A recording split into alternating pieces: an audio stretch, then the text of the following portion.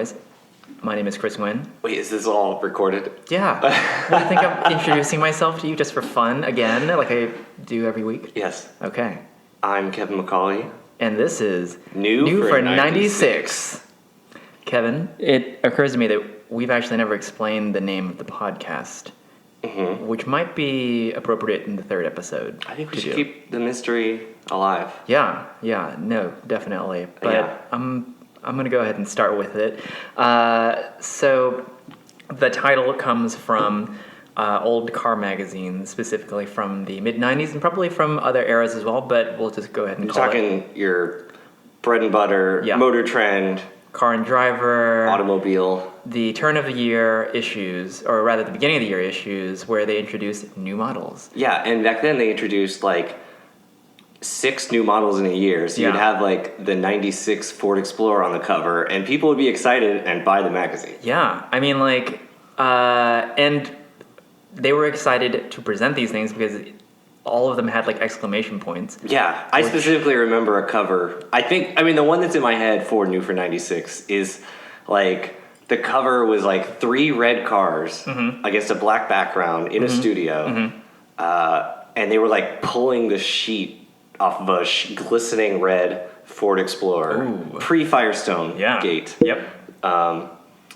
So, yeah, but it also, I have to explain, it sort of comes from, there was a Simpsons gag where they show, they had like Marge picked up a magazine, it was like Sponge and Vacuum Monthly, and it was the New for 96 sponges. And it was just like perfect because it just captured that feel of these car magazines. Yes, I remember that gag well then, and I remember it now. Well, and I send it to you and Blake. I know. Well, we send it to each other. All 3 of us send it to each other. And it doesn't even make sense. We're like talking about serious things, and suddenly you'll send me New for 96 sponges. And other people don't understand what it means because people that don't know what magazines are or cars are. I have tried to explain this to non-car people. Actually, I haven't tried to explain it. I've just said the title to non-car people, and they have no idea what I'm talking about, which is fine. There's also a lot of like non-Simpsons people now. I know. And you have to use it so judiciously and in the right context because you don't want to be a Simpsons guy. I know, but it was like 5 years ago. Like everyone our age and slightly younger had just like an encyclopedic knowledge of every Simpsons thing.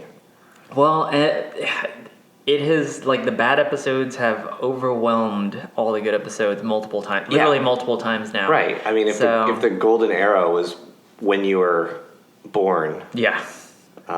Then you're just not going to get it.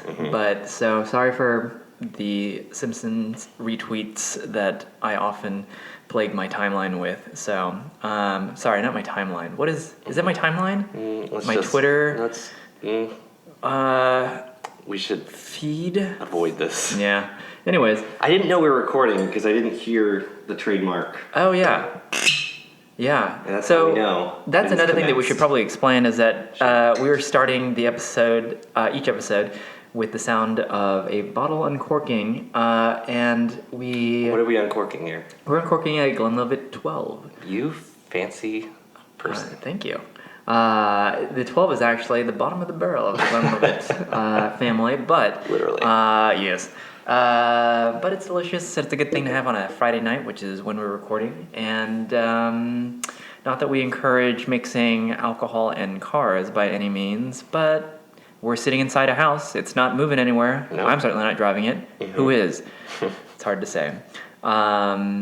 Anyways, so that is the explainer we probably should have started out with 2 episodes ago. But now it sounds good in clarity because of our new setup. Yeah. Oh, yeah.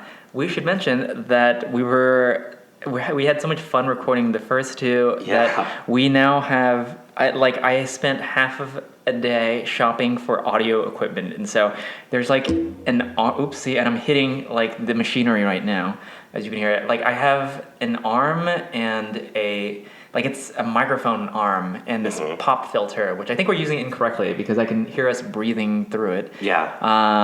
But what you're not hearing is me spitting. Yeah, mostly. Because it's catching it. Yeah, and There's a mixing board that took us about 2 hours to figure out how to use because neither of us have ever used a mixing board before. And for all I know, this might be just recording silence. We are in way over our heads. Yes, there are a lot of cables going on here. So, and we're wearing cans. Yeah. Nice cans. Yeah. Very nice cans. I've got Grados on. That's headphones for people not in the business. Yeah. Kevin We might be dropping some professional lingo. has some Boder and Wilson headphones on. I guess. Bang and Bowers and Wilkins. wins. Anyways, on to cars. What has happened to you this week in the world of cars? Oh, thankfully nothing. Yeah. Well, you obsessed about some wheels today. Oh, yeah. That appeared on Bring a Trailer. There was some wheels on Bring a Trailer that I was watching not to buy, but just for market research. So I have, God, this is dull. Mm-hmm. This is dull, but this is minute 46 that we've talked about this today. I saw the counter go from 1 to 0 as far as listeners go. So I have some Fuchs. I'm going to say Fuchs because that's how I pronounce it. You could say Fuchs for this podcast. We have a sheet of things. We're going to say Porsche instead of Porsche. Yeah, I just say Porch. I can't be bothered. Porsche too. I can't be bothered. I leave out the O sometimes. Peach. Yep. So the Fuchs wheels on the old Porsches, mine has 6 and 7 inch. That means 6 inch front, 7 inch rear. And I am in the process of upgrading to 7 inch front, 8 inch rear. And it is massively expensive to do this. Yep. Not really, if anyone's listening that concerned about my finances. It's more expensive than it should be. But anyway, I'm going to sell my old ones at some point, and I thought it would be fun to sell them on Bring a Trailer because we always are watching it and talking about it, and I would love to be involved, but I'm not going to sell a car on there anytime soon. And Chris won't, even though I'm urging him to sell his Cayman on Bring a Trailer. Yes, but terrible place to try to do that. So I've been watching, and it was so I've seen I've seen a number of Fuchs on there go for pretty good money, but they're usually the more desirable 7s and 8s, and they're usually perfect, new in box looking finish. So they go for high amount of money, and it makes sense, I guess, out of my range. I bought some that were, a little bit worn, and I'm just gonna have them refinished, and that's my big 2018 project for the car, because I kind of have everything else that I wanted to do on the car done. As far as cosmetic and upgrade wise, it's where I want it to be. I just want these wheels. And I will usually get into the nitty gritty, very boring nitty gritty of details when it comes to cars that I'm looking for, because I'm also looking for an air cooled. And I had no idea that people were doing this, that you would put 7s and 8s versus 6s and 7s. And only after you mentioned this, and I finally Google imaged and compared the differences, will I say, okay, I fully support this. It dramatically changes the stance of the car. It does, because it's not, this is the most absurd part. It's not even about, having wider tires, because I don't want wider tires. I want my same 205 front, 225 rear, because it's very hard to find 245 16s for the rear. Yeah. If I were to go up a size, which the wheel rims can handle that, but they can also handle the other size. And there's just more selection for the 205 and the 225. And I have a new set of Michelins that I'm happy with, so I don't plan to change the tires. Have you ever considered going with 6s and 9s? You mean 7s and 9s? No, 6s and 9s just to have a 69 setup. Oh, yeah. Let me tell you about the 9s. Yeah. They're not... I don't want the 9s. I'll tell you about all the things I don't want. Yeah. But I don't particularly want 9s, and I did see a couple sets for sale where on eBay it'd be basically the same price as 8s for a set of 9s. And what makes the 7 and 8 setup so good is it's just a really deep dish. Yeah. The front has a nice dish. The wheel is pushed out to it fills the flare. Yeah. And the rear is even a more extreme dish on that 8 inch. Yeah. If you have the 9, it's exactly the same dish from the outside of the car. It's just the 9 goes further in on the inside of the wheel well. Yeah. So you would have to get bigger tires, but you're not really seeing a visual benefit. From the outside of the car, it looks exactly the same. If you're behind the car and you had 245s or 265s or something, you could see, from behind the car, you could see the difference. But from the side, you're not getting a benefit. And the 9s are heavier because it's deeper. Plus, they're probably tremendously more expensive and harder to find. Well, no, actually, I mean, I did find some that were the same price on eBay for a pair of 9s versus a pair of 8s. That is surprising. Yeah. Although I guess it fits fewer cars. Yeah. So, like, I go back and forth between which air-cooled fascinates me the most, I guess. I mean, they all kind of do. But on one end, I would love to have like an SC or a Carrera 3.2, just because it is sportier with the flares versus like a mid-year, which I would want because of the engine anyways. But that would be, you're talking about kind of like a very nice, aggressive setup as far as aesthetics go. Yeah. And I love that too, and I would not mind that. Although I'm also really interested in kind of the opposite, the very like base model approach. Yeah. Where you have 15-inch cookie cutters on just like a very basic spec car, cloth seats even. I would actually love that as well. And we've looked at a few cars where the color was just right, and the interior was just right to where like it would be great to like base date it. I don't even know what you would call that, but reverting it to a base form. I think I still had some more thoughts on Fuchs. Yeah, okay. I have purposely interrupted you. It's okay. Because that's a... Was that a mouthful? No, I give a Fuchs. Oh, please. Go on. So the 7 and 8 inch setup, I like how it looks in the front better. I have 6 and 7s, like I said, and I have like a spacer. It's like 23 millimeters, 21 millimeters, I think, in the rear, which helps the rear. You don't have the dish, but it does like push it out to fill out the flare. I think a normal one without it, with the 6 and 7s, just doesn't look good to me.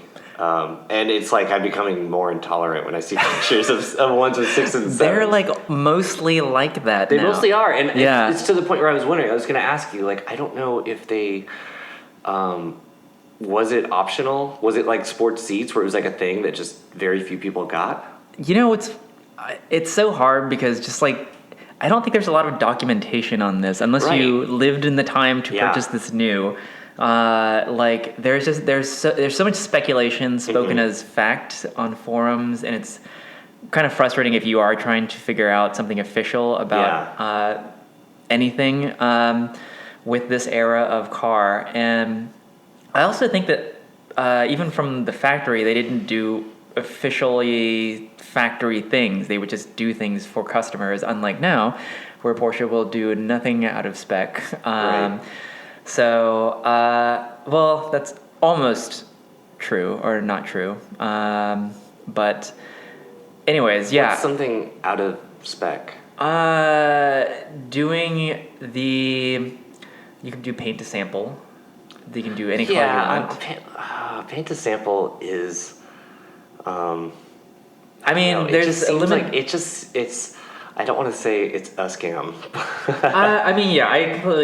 I think there's some merit in it, and people have done some cool things, like our friend Derek Powell. I think they have done really cool things, but I think it's just such a profit center. Oh yeah, now. I mean, like everything. I am making the scrunchiest face right now. Everything that Porsche does now is like a profit center. But to the point where, like, when the 991 GT3 came out, the color selection was so limited, where it was like they basically left people with no options but paint to sample. It seems like.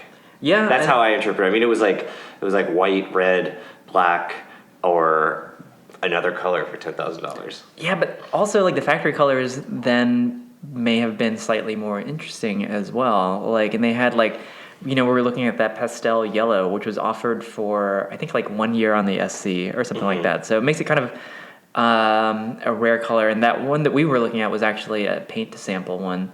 And I'm probably completely incorrect on all of these facts, but This is one line that I've read on a forum of sorts. And a lot of people, I don't know, I think pastel yellow was actually available. I think I'm thinking of the 993, not the SC, that was available for like 1 or 2 years. That was like the standard yellow. Anyways, but I think there were more interesting colors back then. Oh, yeah. And like now, yeah, we've seen some bad examples. We've seen some good examples. So I mean, that's just one example, I suppose. What is like? I mean, they could offer Mexico blue as just like a color. Yeah. On the 991, like say, oh, you can get on the GTS, you could get it on the GT3, but it's like they would miss out on all of these paint to sample. That customers. Is true. Yeah, but also paint to sample. So I think people end up doing the same like 4 colors. Yeah, but it's a limited allotment also. From what I understand, rolling my eyes so hard. Not looked up this at all, so I couldn't actually tell you for sure. But this is what. Oh, but about the special order things, like, yeah, I wonder if it's like a complexity thing, because it seems like if someone was like, I want to spend twice as much money, if someone wanted like a GT3 motor in their Targa, yeah, it seems like I wonder if the limitation is just like, oh, they're like, we don't have a wire, it would cost us $500,000 to make to figure out the wiring harness. You know what I mean? Maybe there's cars are too complex now for you to mix and match things like that. We talked about this like a long time ago, but I remember reading about a 997, like an early 997, or maybe it was a 987, where something had gone wrong with the wiring harness, and it was a 987. It was a Cayman that had just come out in 2006, and this was on a forum. Something had gone wrong with the wiring harness, and they couldn't just replace it. So they had to order the wiring harness from the factory, and it took them over a month to like loom a new harness, basically, because it's so specific to the car and its options that it's just very difficult. Anyways, what would you do if that wasn't under warranty?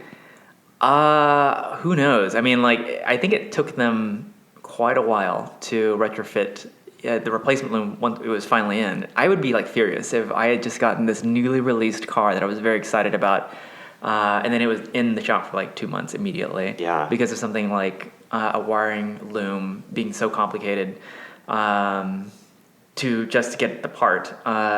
Anyways, so I don't know if that, back to your original point, like if it's that like the cars are so complicated now that it'd be hard to do retrofits or just like Frankens, basically factory Frankens. Yeah.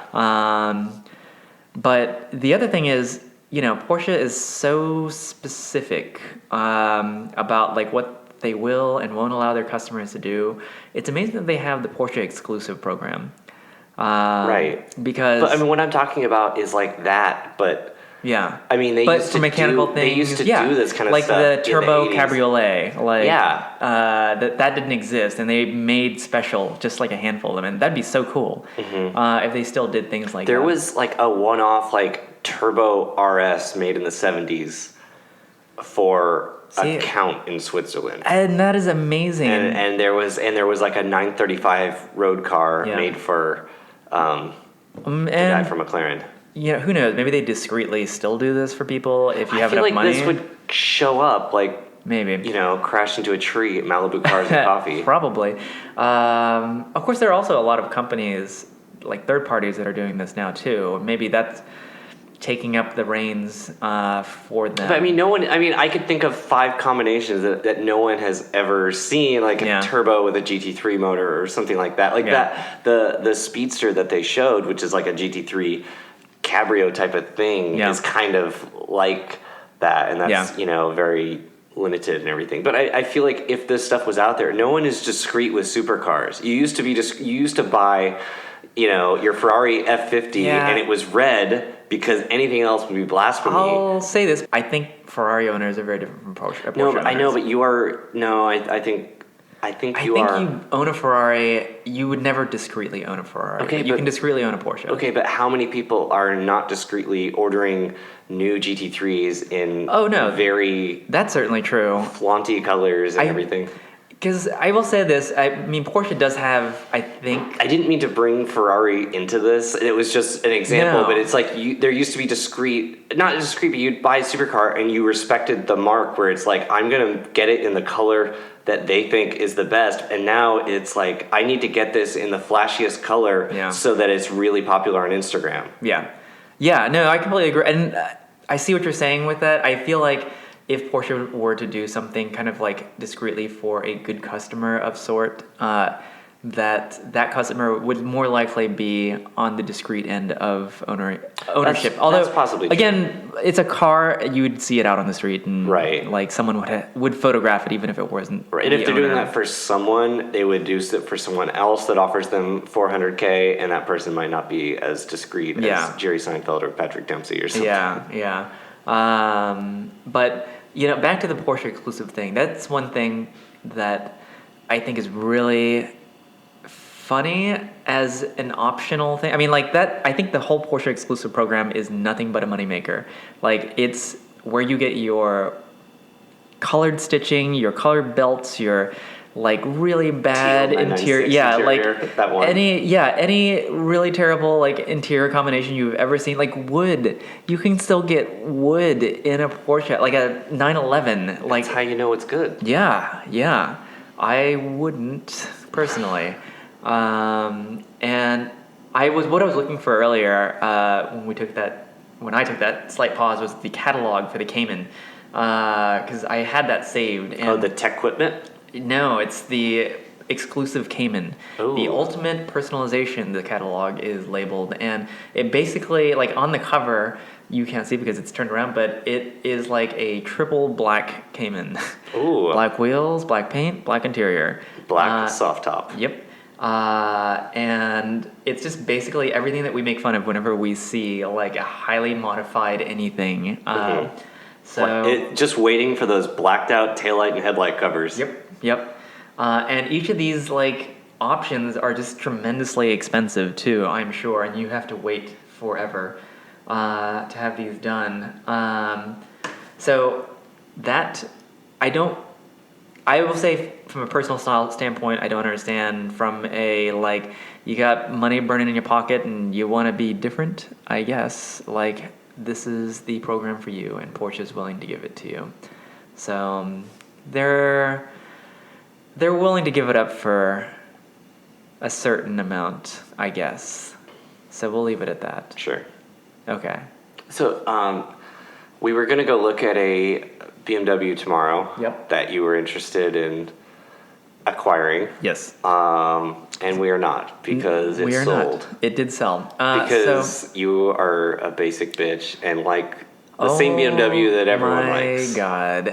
Oh my God. It's a siren for every nerdy BMW enthusiast. It is not actually. Well, it is. Yeah. But it probably went to EAG. It probably did, and it's going to sell for twice as much. So 4 times. The car that we're talking about right now, I have been looking for a new daily driver to replace the Mark 6 GTI that I've owned for 7 months now, and I thought it was the daily driver that I wanted, and it isn't. And I wanted to return to one that I had a few years ago, which is an E90, except that...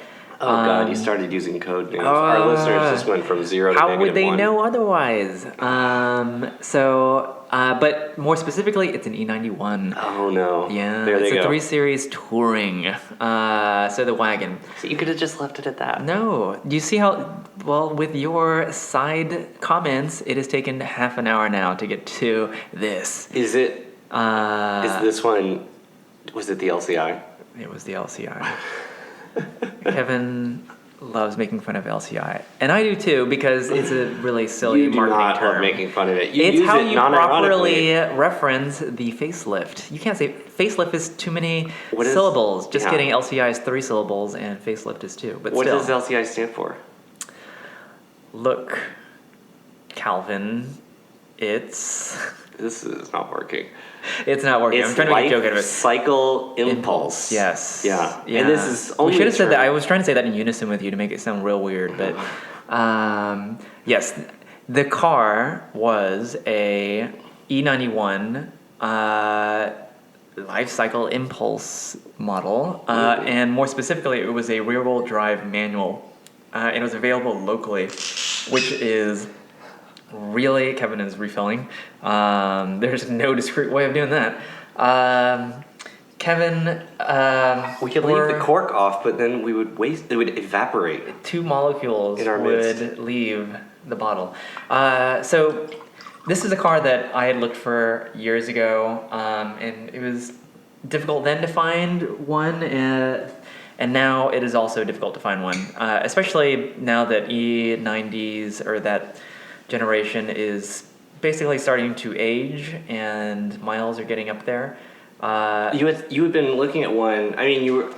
We say it like you were like serious. You were pretty serious about one in January, I think, and it was Yes. in Arizona.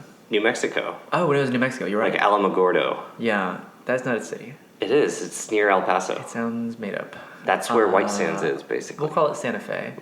Yeah, but that was an X-Drive, and I didn't really want an X-Drive, but this was an M Sport. Was that higher mileage?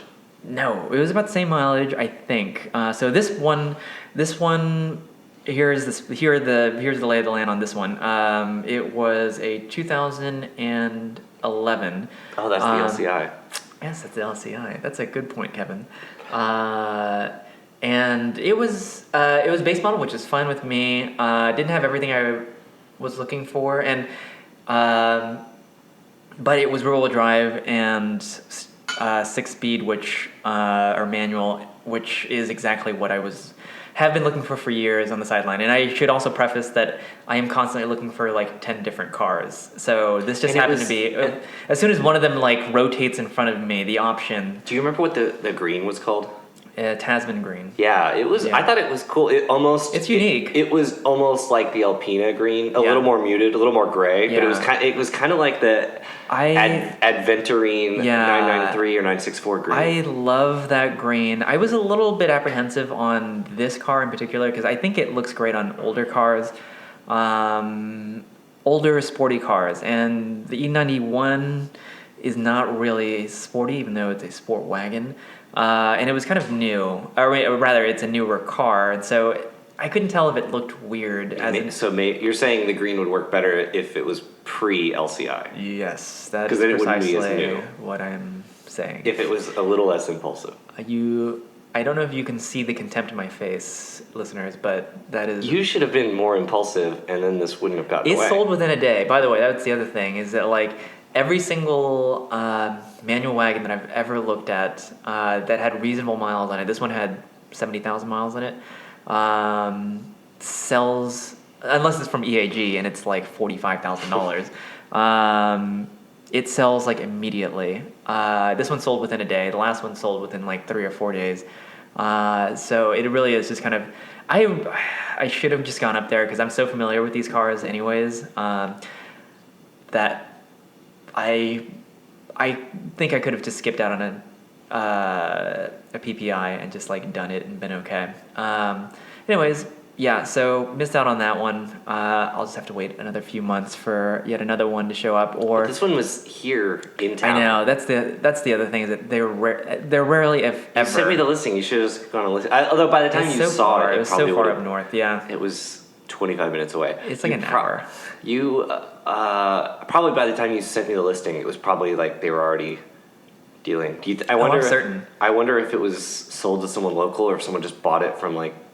I bet Oklahoma. you there are other idiots like me who like do nationwide searches like every single day just for that car, and it was listed at 14.5 or something like that, which is high for an E90, but for an E91 that's like market.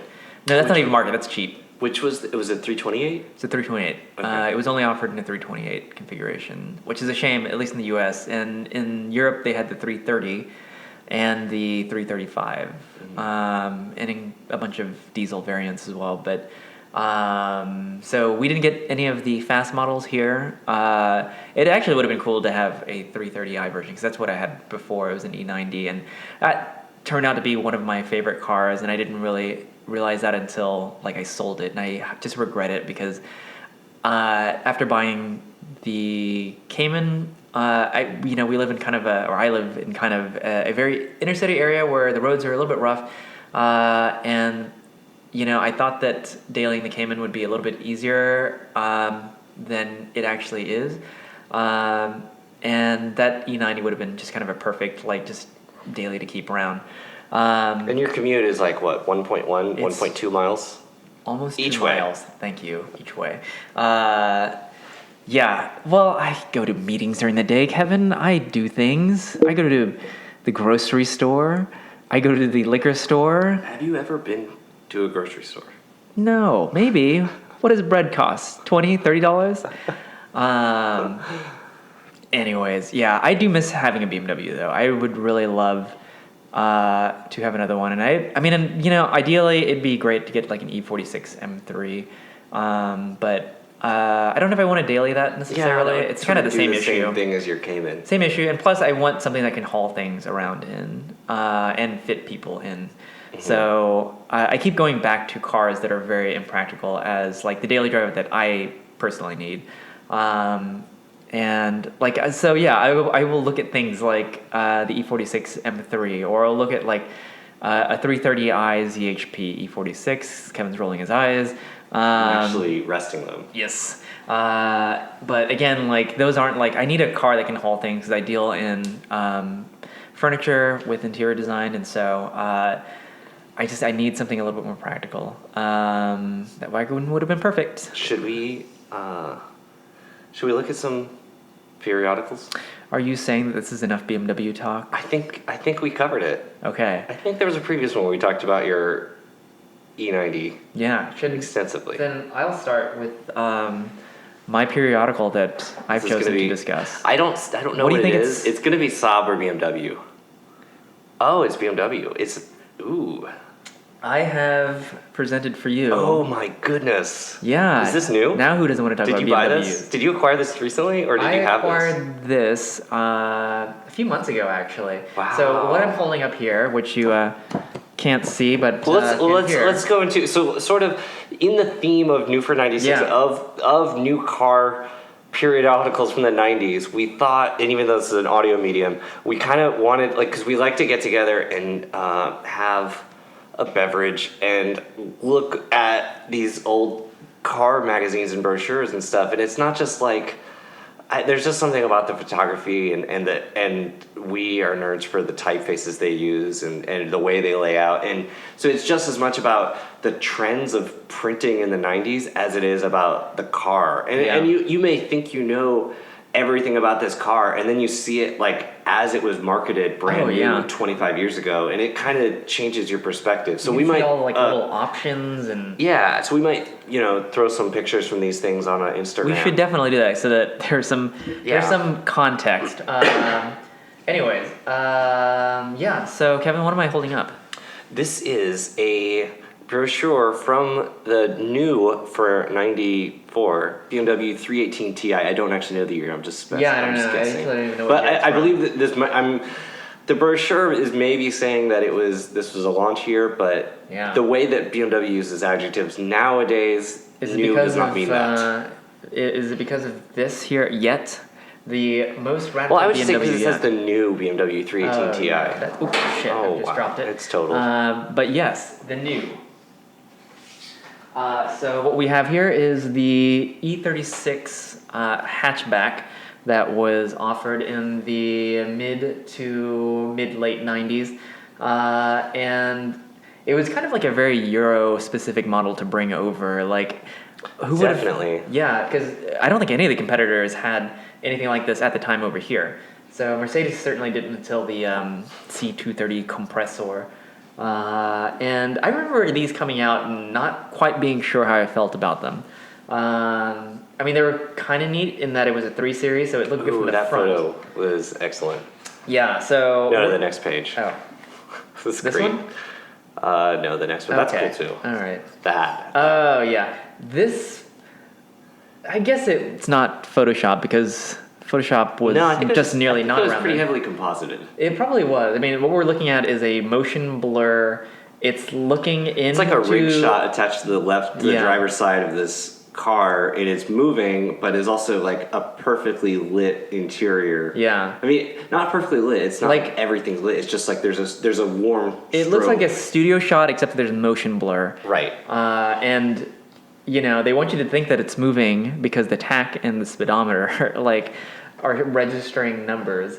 And yeah, it looks great here. I hated the interior of these, by the way. Like, they were different from the regular. I didn't realize that. Yeah, E36s. I don't know if I've ever sat in one.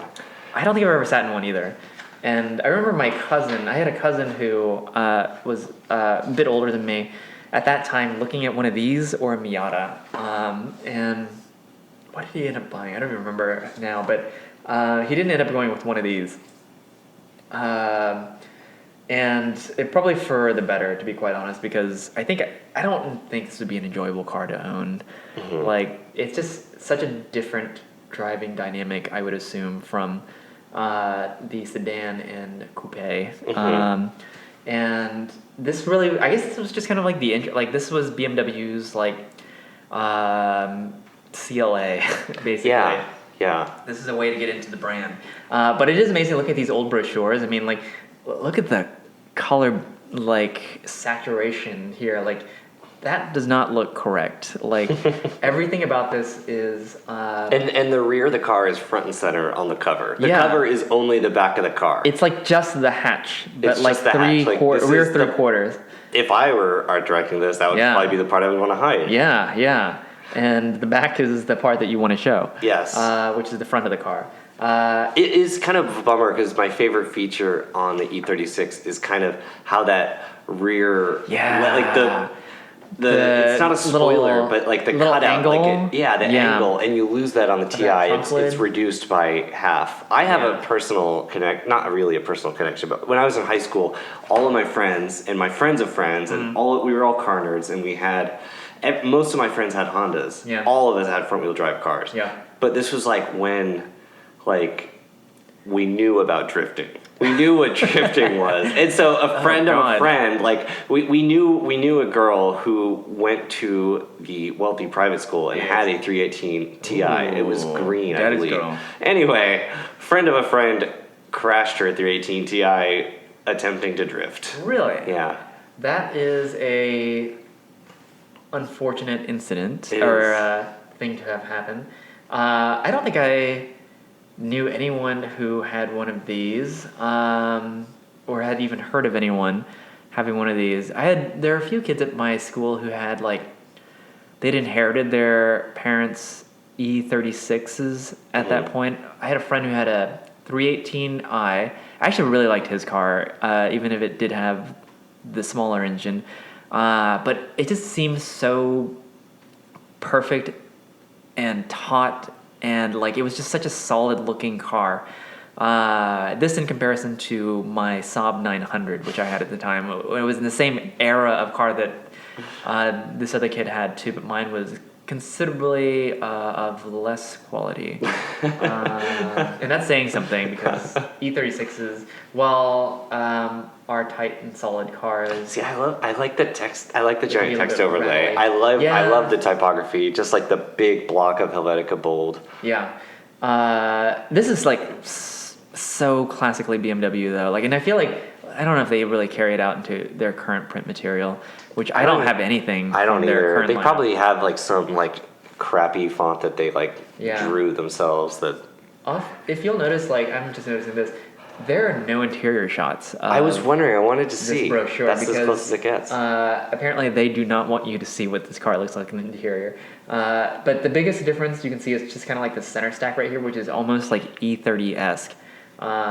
It's just how basic. Well, this had the E30 rear suspension subframe. Actually, I think this is from this this center area where the radio is from like the E30. I wonder if it looks cool now, if it's like throwback. Like, maybe it's one of those things where it was bad at the time and now it's like, it's so basic and simple. Spartan. It looks quite not good, in my opinion. I think it's because it exists in this era of like, it's just not, it's modern enough to warrant like a higher quality interior, but not old enough to get away with a bad quality interior. Yeah. And I think it just does not work. But, to each their own. I've seen some like cool like M3 look conversions, or even probably some people have explored actual M3 conversions on those, which would probably be slightly unbalanced. I actually don't know if these are like 50-50.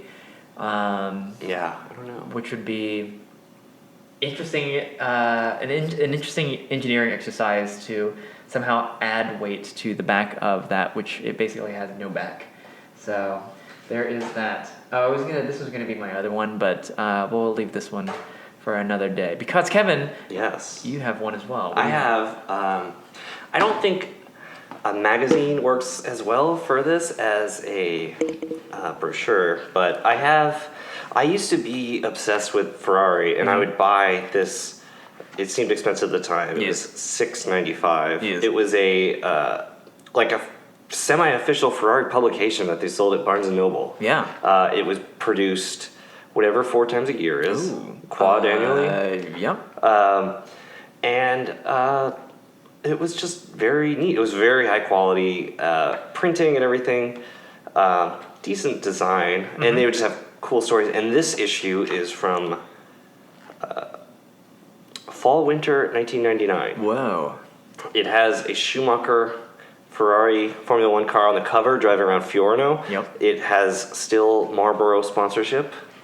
And a big article about the 360 Modena, which I will always say 360 Modena, because I'm terrible. Yep. And it was such a big deal about this car being the first aluminum space frame. Yeah. And they went into the history and working with Alcoa and all this stuff in here, and they show it. And it really was, I remember being revolutionary, a big deal at the time, and the way that Ferraris were made before this it really was like a tube frame with skin over it. Yeah. Like an F355, I think 550 Maranello. Look how futuristic that must have like looked then compared to like Ferraris of that came before it. It was just like so round and sleek. I don't think it's everyone's favorite Ferrari. It's not my favorite Ferrari certainly, but I've always thought it looked really good. Yeah, I did too. When I was the biggest, and I was, I guess when I came into really obsessively following cars, I kind of picked up where I left off, where I was 8 years old, and I was really into Ferrari, and this was at the time this car debuted. Yeah. And I loved the 355. When this came out, it did look like the future. I loved the design, and then I remember when they showed the convertible, and I think it's one of those cars where the convertible looks so stunning. Yeah. I love a mid-engine convertible. Like we've talked about this. Yeah. There's something about like a front-engine convertible. It's like the windshield is kind of at like. It's too optically, far. it's like halfway in the middle of the car, Yeah. and then so when you have a mid-engine convertible, and the windscreen is so far forward, and it makes it look even more extreme. Like it's this weird, short, tiny front and like really big rear, and a convertible like just dials that proportion up. Yeah. And I thought the 360 Spider looked so stunning. And that's the thing. I'm not much of a convertible person myself, but like I think that looks really good. Yeah. So there's a couple. There's that article. There's an article about driving the 550 Maranello to Brazil, to the south, to like the Cape of whatever it is, the very bottom. Yeah. In Argentina. I'm not the South Pole. It's not the South Pole. Are you sure? Although they did get on a ferry. They took it on a ferry and they got within like sight of Antarctica. I have this globe here from 1957, and it says that you were incorrect. Okay. Yeah, they're in Chile. I said Argentina. Fine. And These then the ads last are thing. terrible, by the way. The what? The ads. They're all watches. Yeah, you would think that I would like that. I would think you would like that. And I do. There's an article about this rally in Colorado where Ferrari owners got together with their exclusively unreliable cars and drove them through Colorado. And there's a photo of a yellow F-50. Yeah, that looks amazing. Yeah, it is. And this car has a Texas plate F-50. Oh. This man went to jail later for embezzling. Oh. Was he part of Enron? It's possible. I think he had his own, surely private equity of some sort, and he it was embezzling through that. But he basically bought the car and like ran a Ferrari challenge car through it. I won't say the name because that might be liable or something. But I think this is all established fact. But anyway, this car was in Houston, and I did see it on Richmond Avenue. Yeah, I've seen pictures on like forums, I think. Yeah, I remember seeing this yellow F-50 on Richmond. It was also. It used to be on the Ferrari website. There was a news article about the first F-50 that came to the United States in 1997. Was this car, and they had a big event at Texas World Speedway in College Station. Say what you will about Texas, but like we do get some really cool cars down here. Yeah, and I did see that yellow F-50 another time when I went to the dealer with my dad before I could drive. Yeah. And it was there getting a battery change. And that was the first time I ever saw an F-50. Yeah. And it was pretty cool. I actually have a printout from the Ferrari website from 1997. Kevin, was that printed on an inkjet? Yeah, you say that like inkjets are like a dying thing. Like people still have inkjets. An HP desk jet? How did you know? Yeah. That is amazing. Also, like that map is like 1 pixel by 1 pixel. I know. I don't even know what planet that is. Crazy. Yeah, this is a 21-year-old piece of paper. Oh my god, that's amazing. So yeah, that's my periodical. Yeah. It's neat. I actually want to go through and like. Yeah, I used to have so many old car magazines, primarily Car and Drivers actually. I had like a massive stack of them, and I think I went off to college and my parents threw them away. But I wish I had them because I set aside like all of my favorite issues, and many of them included the new 4 issues. Okay, I have to interrupt you. We've been like talking about how crappy these ads are. This is like one of the most spectacular ads I have ever seen. It is. It's a 2-page spread. I mean, I don't know if this is real. I don't think it is. It looks like it's in some kind of arch cave thing, and there is this sleek-looking helicopter flying. It's a Bell helicopter ad. It's a Bell 430. Yeah. I don't actually know anything about helicopters, but I can see the label right here. That is ambitious. I guess the demographics right. Like the same person who is in the market for a brand new Ferrari might be interested in helicopter ownership, maybe even dirigibles. Have you ever wondered who buys blimps nowadays? Have you ever seen the James Bond movie with Christopher Walken? Oh my god, probably. A View to a Kill, and he has a blimp. Does he really? Yeah, Christopher Walken, his name is Max Zorin. I love that. And he's the bad guy. He is the Bond villain, and he has a blimp that says Zorin. Wish people were more interested in blimps. I don't know anything about that. That's how people know you're a villain. Yeah. You know, I actually met a guy the other day who brokers airplanes, and I asked him about blimps, and he didn't really have a lot of answers for me, which is really disappointing. Because I feel like there would be some... That means he's clean. Yeah. He's not a supervillain. That's true. Did you notice on Jalopnik, whenever there was this story that I admittedly have not read a lot about, but Goodyear did some shady things with tires on some RV tires that were faulty and caused some deaths. And every time they report on this, because they have a lot of follow-ups, they did a lot of like very hard-hitting reporting on this. And every time they showed... every time they do the story, like the lead image is just a picture of the Goodyear blimp. That's showing once again dirigibles are evil. Yeah, that's the last known blimp in existence. I actually where do you buy a blimp? By the way, this airplane broker could not tell me. I asked him where the nearest blimp dealership is, and he had no idea. And I would love to think that there's a lot somewhere out in the country where they're just like a bunch of floating blimps. Have you ever seen the weird military blimp in Marfa? Maybe. It's very They strange. look like weather. Are they like weather blimps? I mean, I think it's just one, but they have this blimp station with all these creepy lights around it. I mean, you're in the middle of nowhere, and you approach like this array of lighting, and then there's this weird blimp thing, and it's like for recording, calls or something. Oh my god, that's weird. It is. There are a lot of weird things out in Marfa, though. Yeah. As I think might be well known. But what if that would be?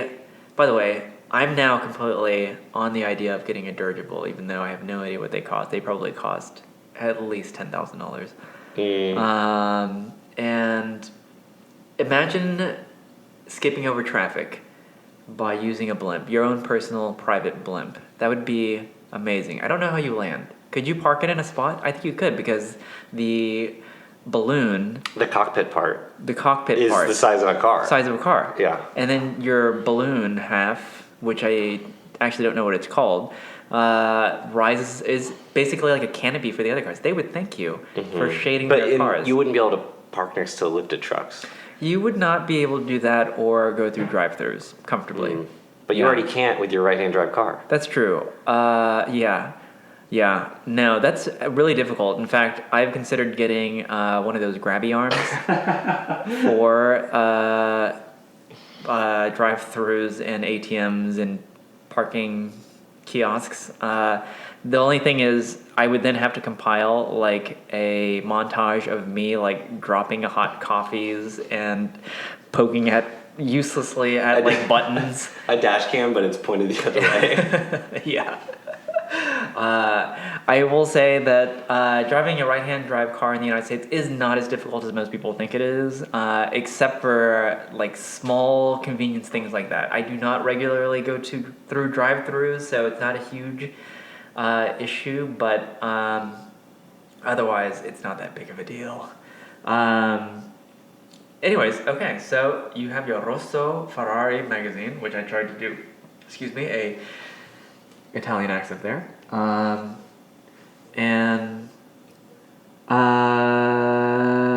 That's a neat little piece of Kevin's history here. I gotta say. My history, right down to the printout. I was had three more of these, I kept them. I was way weirder. Like, this is like normal, like 15-year-old, like car interest things. Like when you're 15 years old, I was like really into the Tour show at the time. In fact, that was one of my like dream cars. Oh, and that's the inspiration for our mixer. Yeah. Oh, yeah. We have a Yamaha mixing board, and we should say powered by show. Our show is powered by Yamaha. So, but we won't go there, and I won't say that. So from our show to yours, this has been. Oh no, somehow we have negative listeners. But my other like dream car at the time. I mean, Previa. Actually, yeah. At the time, our friend Lance Tedford would love the fact that when I was a kid, I think it wasn't a dream car, but I loved the Previa SC All-Track. Hey, same car as you.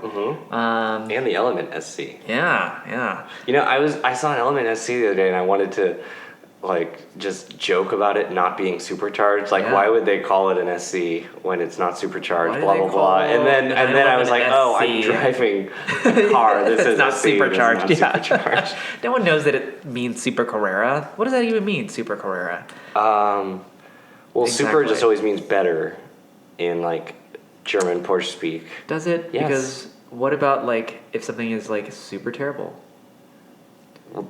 Super crummy. Yeah, that's what it stands for. Yeah.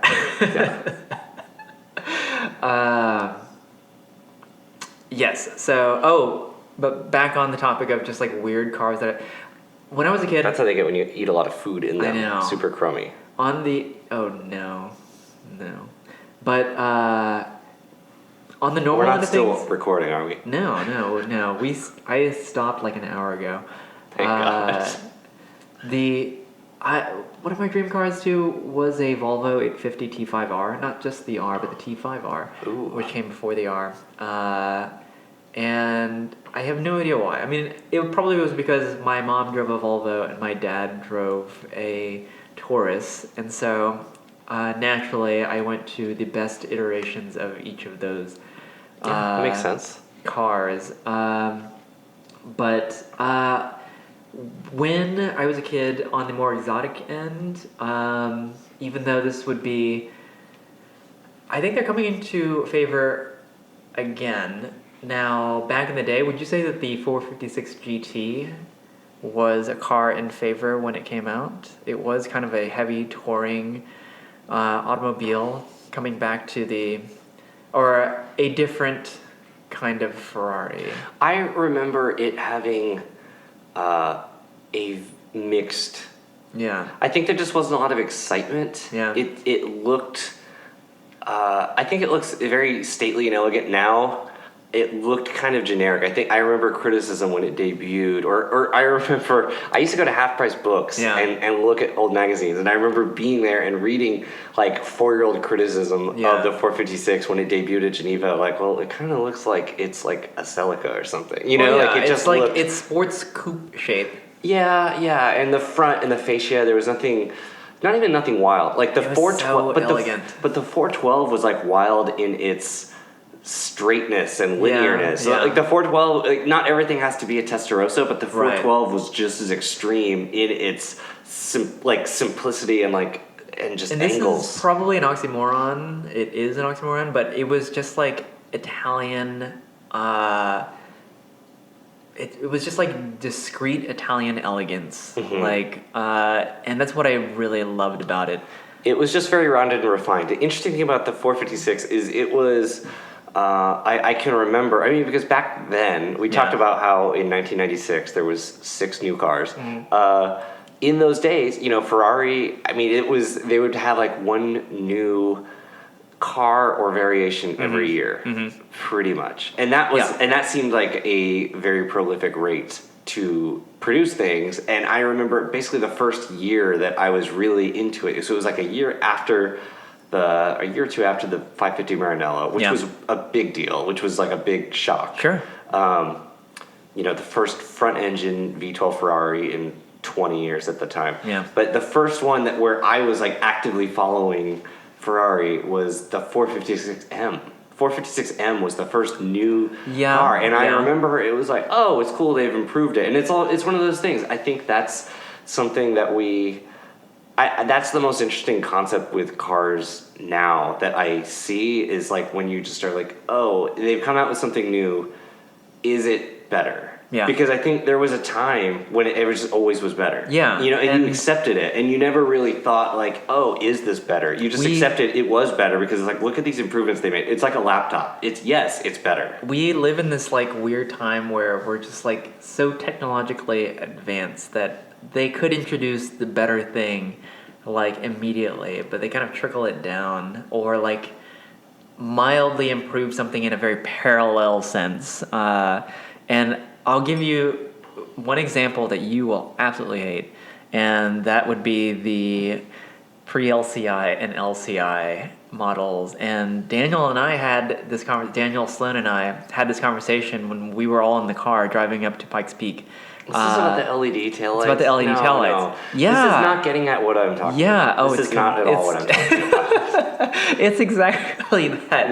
No. Yeah. I'm not talking about, what's that term they use for... Dumb? Yeah. Stupid? I'm not talking about planned obsolescence. I'm just talking about when they make a new improved something and it's worse, not through some cynical effort, but just by like, we didn't actually know how to make a sedan better than the E39. So here's one that we made. Yeah. So LCIs are sometimes not the better option to have. Really? Yeah. Duh. Okay. Anyways. But yeah, in the case of the 456 LCI, the M, yes, generally agreed to be not as good. No. No one likes it as much now. But at the time, it was like, oh, this is good. Look how beige it is. Yeah. It was very weird. The 456 GT was always shown in the blue. Looks fantastic in the blue. Looks fantastic in the gray. Yeah. I think I had a very bad 124 scale model, one in gray. Really? And gray would be like a rare color to see that in. I know. And then, and then they showed the 456M, and it was like this champagne beige metallic. Yeah, that was pictures. That's when it kind of went into like yeah weird touring car, like super touring car territory, and less sports car, I suppose. But it's a beautiful car now that like had its price dip, and now they're like way back up. Like what are they up interest to? is high. I don't know specifically, but I remember seeing a few bad auctions where the result was surprising, because I think last in my mind I thought they were at the bottom rung, like $45,000, $50,000 cars, and I don't think that is a reality anymore for any of the models. I could be wrong, but it seems to be that interest is back. There was a 360 Modena Coupe Used. that sold for $50,000. Wow. Today. What? On his bat? Yeah, it was yellow F1 shift with the plain wheels. There was there's one still listed. It's also yellow, a coupe with the Challenge Stradale wheels. Yeah, that looks good. 6-speed gated shifter. Whoa. It looks amazing. Much higher. Looks amazing. Much it's still listed. Okay. It has like the Challenge rear grille and those wheels, which I mean I like the stock wheels on the 360, but these wheels look amazing. Those wheels look so good. But yeah, unfortunate. I remember I loved the Challenge Stradale obviously when it came out. Yeah. And I remember when they showed the pictures, and this was like pre even like Autoblog, but I somehow came across all the pictures of like the blue press photos of the Challenge Stradale. And so I was in summer school in the Woodlands. Yep. And my best friend texts me on my Nokia. Whoa. And he's like, and it's like 2 in the Middle afternoon. school? No, college. Sorry. I was gonna say. I was in summer school. I said summer school. Oh, fine. Summer school, college, taking a course, living out of my parents' house. And my friend texts me and says, there's a Challenge Stradale, it's blue, and it's at like this pizza place. Oh my god. You know, this shopping center. Yeah. He tells me it's by, such and such. Yeah. And I was this close to just leaving the class, like just to go see it, because I was like, when am I ever going to get a chance to see one of these again? And thankfully, I've seen many of them, but including that one. It had New Mexico plates, and I think it kicked around at like the dealer or something after that, or I saw it in like the Plano dealer or something. That's pretty astonishing. Yeah. I don't know that I had such an experience when I was a kid, just like seeing just anything stand out. I saw once an XJ220, and it was, I think, in the River Oaks area. I've seen two I'm just talking in Houston. about relevant car sightings. Oh You've seen two my XJ220s in Houston? I have. Really? I saw one when I was a kid, and then Really? I saw. Okay, tell me about the one when you were a kid. I know about the one more recently. Yeah, where I sat in some random restaurant parking lot where the guy was like, "Come sit in my car," and he actually said it just like that. He did? Randomly, yeah. I was taking a picture of it, and he was like, "Yeah, you want to sit in the car?" And He had an accent? He had an accent. Okay. I don't know what accent it was, but whatever accent that is, that's what he had, and he was really nice. And actually, that's the Balky from Perfect Strangers yeah, accent. it's perfect. Oh, and okay. you saw the same car. I saw it in Monterey. You saw it in Monterey. It was parked. Well, it was at Pebble Beach, parked at the hotel parking lot. Yeah, and he like uses the car. Like it has wear and tear on it. Like it's pretty amazing. And just the fact that he would like shove a stranger, which actually sounds exactly as creepy as it sounds. But he basically like just said like, "Hey, sit in the car," and I didn't ask. He just offered, and of course I'm gonna sit in it. But the other time, I wish I had sat in an XJ220. Oh my god, you did? Yeah, I did. At the Peterson. Yeah. Oh my god. It was owned by. See, mine wasn't owned by Balky from Perfect Strangers. It was owned by former Formula One driver Heinz Harold Frenzen. Well, la-di-da. The first one I ever saw, it was either in River Oaks or Memorial or something like that when I was a kid, so middle school. Wow. And it was green. I think it was green. It was that nice green. They were all super metallic, Yeah. subdued colors. Yeah. But I thought that was always kind of the most elegant color. I don't think that color I did ever too. fell out of I had a fashion. folder from Target with a picture of all of the, or I had a picture of a purple one on a folder that I got at Target, and I thought it was the most beautiful car in the world. Oh, yeah. I completely agree. And on that note, we're rounding up here on an hour 8, so time to end this podcast. And I'm running out of whiskey anyways, so... You have to shoot the rest of that before we end. Yes. Gulp. Yeah. There Down the hatch. I go. Thank you for listening. Be sure to like and subscribe. Well, now they're sure not to. Yeah. You say they. He and or she. Yes. Until next time. Thank you very much for listening.